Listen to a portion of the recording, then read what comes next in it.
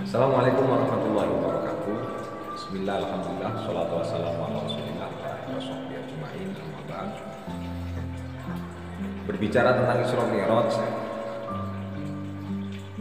yang dilakukan Rasulullah Muhammad SAW yang terjadi di bulan Rajab, yang masyhur adalah tanggal 27 Rajab.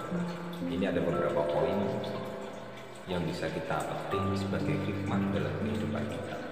Yang pertama, tentang masalah latar belakang kenapa Rasulullah Muhammad SAW itu diisra dan dimuliakan oleh Allah Subhanahu wa Ta'ala. Karena Rasulullah mempunyai sifat basyariah, dan basyariahnya Rasulullah adalah mempunyai rasa kesedihan karena ditinggal oleh istri tercinta dan pamannya yang toleh.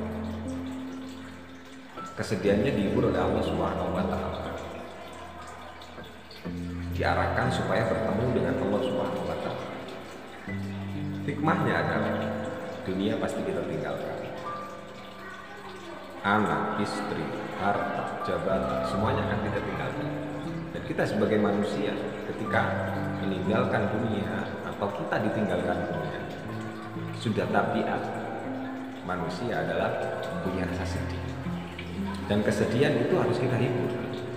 Hiburannya adalah kita semakin mendekatkan diri kita kepada Allah Subhanahu wa Ta'ala. Yang kedua, cara pendekatan diri kita kepada Allah Subhanahu wa Ta'ala adalah dengan ibadah. Maka Rasulullah Muhammad SAW di-Isra dan Mi'rajkan oleh Allah Subhanahu wa Ta'ala, dua kata yang mengandung makna dhahir dan batin. Karena Isra terjadi dalam dunia, Mi'rajnya langsung pada Allah Subhanahu wa Ta'ala. Ibadah dhahir dan ibadah batin. Kalau Isra dan Mi'raj ini tujuannya adalah supaya Allah Subhanahu wa Ta'ala memperlihatkan kepada Nabi Muhammad SAW ayat-ayat Allah Subhanahu wa Ta'ala, dan Allah memberikan perintah sholat kepada Rasulullah. Maka syariat yang terpenting adalah sholat.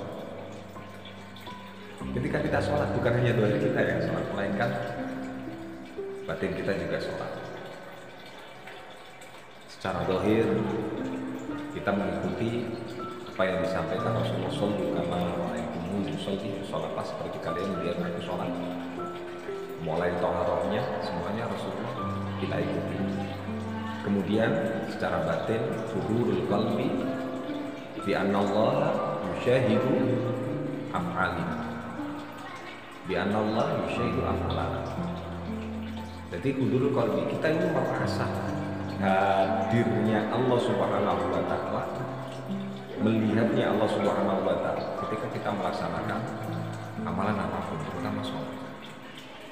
Ini sehingga kita akan meraih sebuah kebahagiaan, karena tujuan Rasulullah SAW diperintah Allah Subhanahu wa Ta'ala untuk melaksanakan sholat. Syariat sholat ini adalah tanhani wasyai wal munkar, untuk mencegah